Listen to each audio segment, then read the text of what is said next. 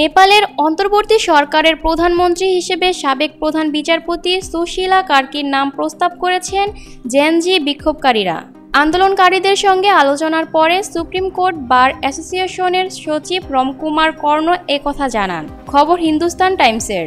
তবে আন্দোলনকারীরা সুশীলা কার্কির নাম প্রস্তাব করলেও তিনি শেষ পর্যন্ত অন্তর্বর্তী সরকারের প্রধান হবেন কিনা তা এখনও নিশ্চিত নয়।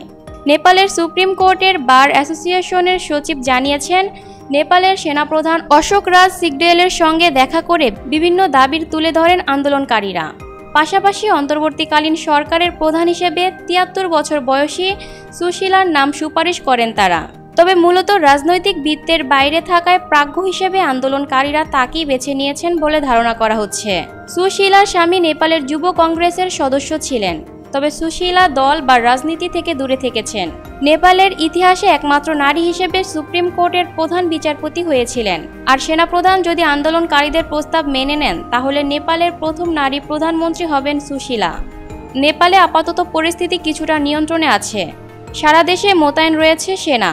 ১৯৭৫ সালে ভারতের বেনারস হিন্দু বিশ্ববিদ্যালয় থেকে রাষ্ট্রবিজ্ঞানে স্নাতকোত্তর ডিগ্রি অর্জন করেছিলেন সুশীলা।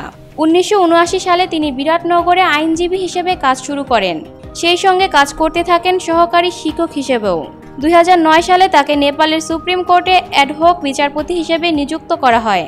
২০০৯ সালে নেপালের প্রধান বিচারপতি হন তিনি। লাকি আক্তার, পিপল ভয়েস টেলিভিশন, ঢাকা।